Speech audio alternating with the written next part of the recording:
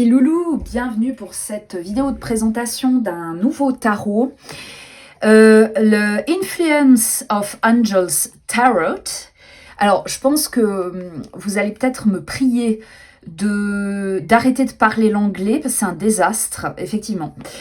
Donc, c'est un tarot, j'ai vu tout à fait par hasard une présentation de ce tarot. Et je me suis dit, bon, moi j'aime bien tout ce qui est angélique, mais vous voyez, Dorine Virtue, bof, c'est pas trop mon kiff. Pourtant, j'ai des jeux de Dorine Virtue, mais ça me parle pas du tout. Et ce tarot, quand je l'ai vu, je me suis dit, waouh, ah ouais, celui-là, il a quelque chose. Je l'ai eu entre les mains et j'ai ressenti un truc spécial. J'ai ressenti un truc, mais je ne sais pas trop le définir. Donc, il arrive dans cette boîte, comme ceci. Il a été créé par Jody Boginski-Barbessi et avec Karen Boginski. Alors, je ne sais pas si c'est elle l'illustratrice.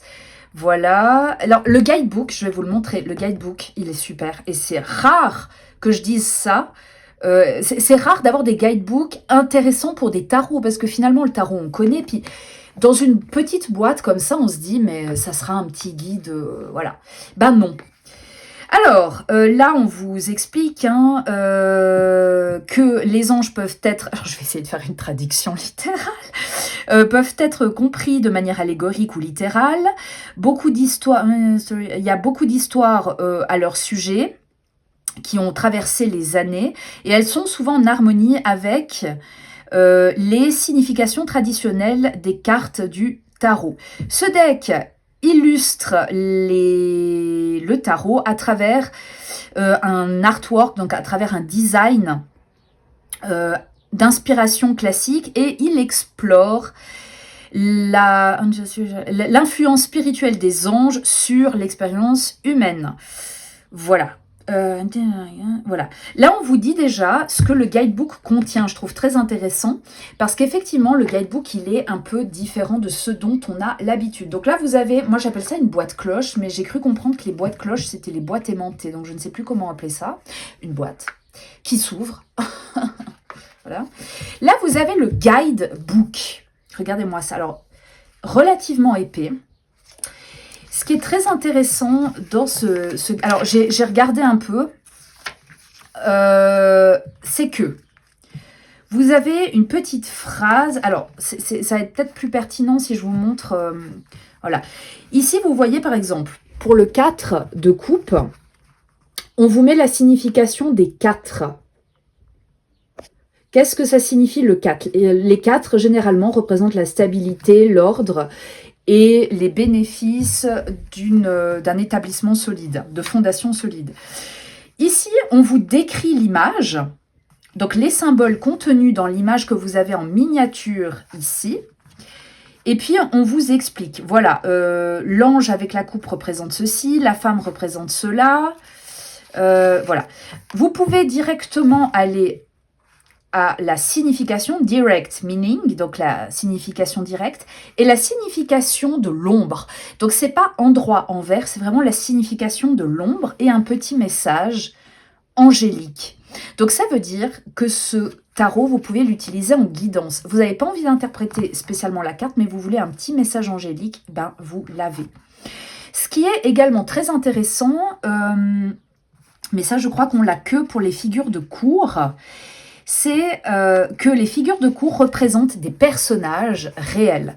Par exemple, pour le page d'épée, le valet d'épée, on a Denis Diderot, qui est représenté... Alors, tous les pages sont représentés sous des formes juvéniles. Je ne sais pas si c'est... Je ne sais pas si c'est une vraie représentation de Diderot, je vous dis franchement, j'ai pas lu. Il faudrait que je lise pour voir un peu ce que ça signifie, mais... Ce sont des reproductions normalement de tableaux qui existent. D'ailleurs, certains vont vous paraître très familiers. Mais je ne sais pas si ça, c'est réellement Diderot. J'ai des doutes, honnêtement. Mais c'est hyper intéressant.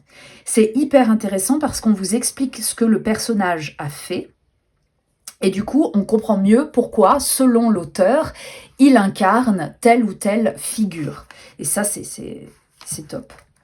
Alors, de toute façon, je vais vous faire un tirage, comme ça vous pourrez voir, mais il est très complet, j'adore, j'adore. Alors, les cartes, donc vous avez 2 cartes de présentation, donc ça c'est le dos, déjà. Hein. Le dos, très sobre. Là, vous pouvez vraiment faire de l'endroit en vert sans problème, parce qu'il n'y a pas d'inscription sur les côtés, ce qui est très appréciable.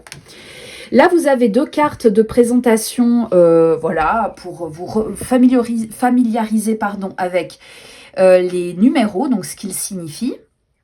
Vous voyez, le valet, la jeunesse, le potentiel, le chevalier, The Confident Establishment. Voilà, c'est-à-dire que là, on prend confiance en soi, hein, on prend sa place dans le monde. La reine, c'est la nourricière, la femme nourricière, le rôle de la femme dans la société.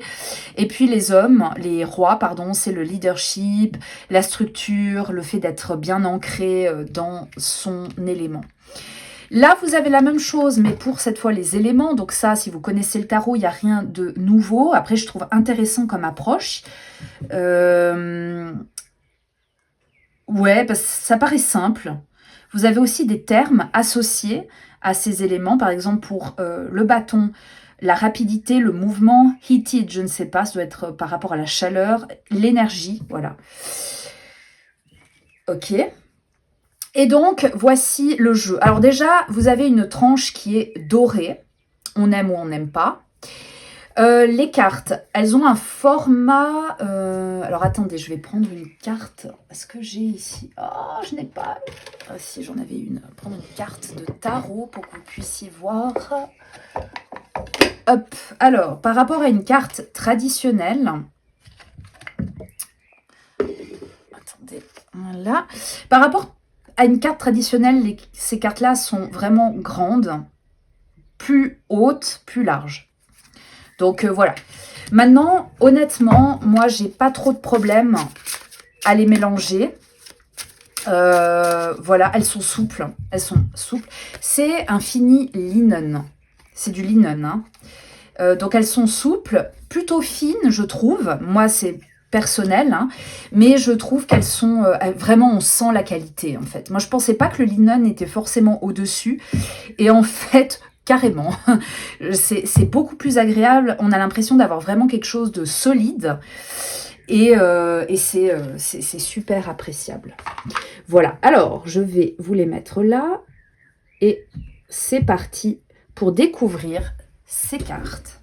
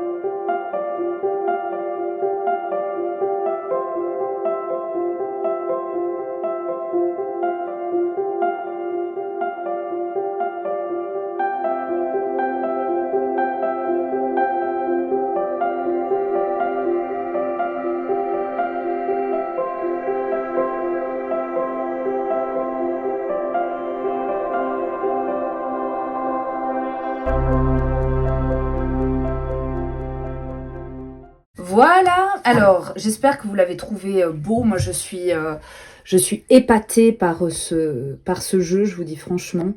Je le trouve superbe. Il a une aura, alors moi il me fascine et il me fait peur en même temps.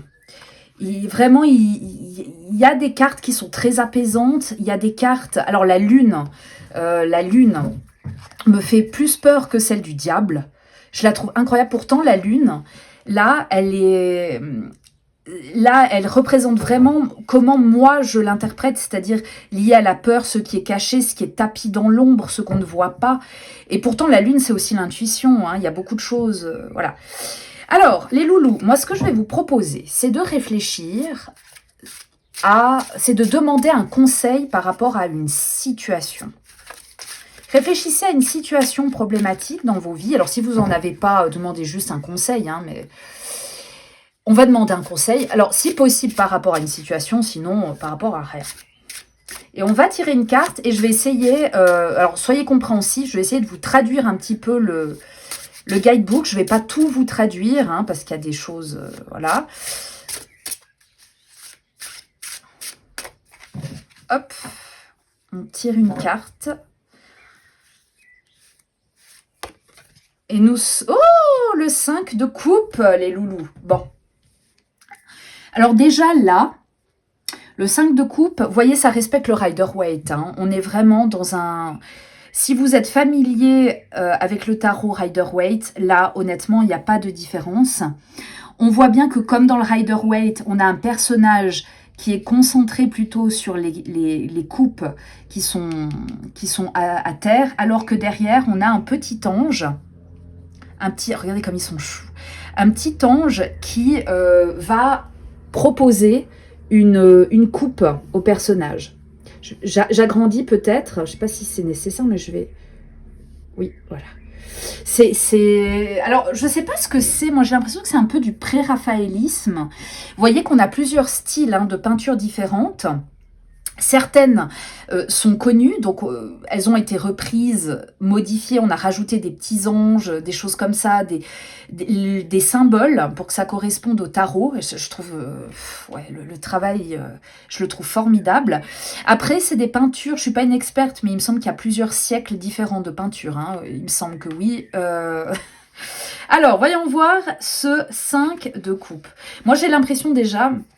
Par rapport au conseil, c'est vraiment essayer de voir qu'est-ce qui reste debout. Vous avez peut-être la sensation que tout s'écroule, pourtant, il reste quelque chose.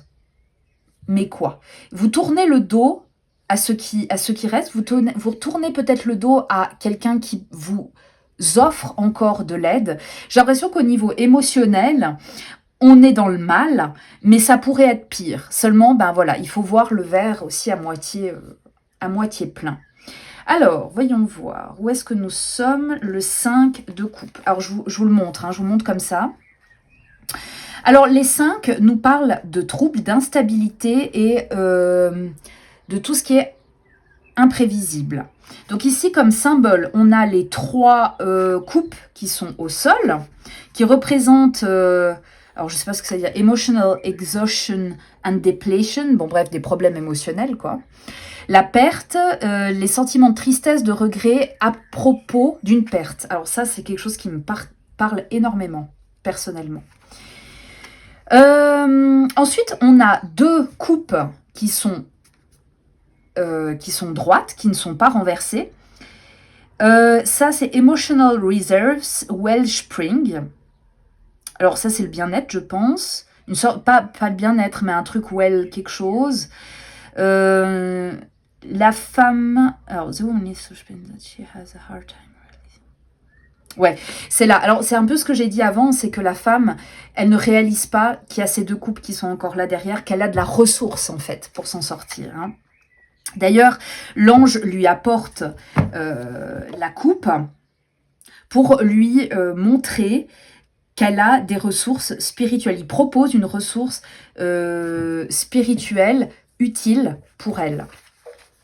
Ensuite, on a une robe mouillée. Vous voyez, ça va dans le détail. Hein, la robe mouillée. Voilà, donc ça suggère qu'elle est sortie de l'eau. L'eau, bah, ça représente les sentiments.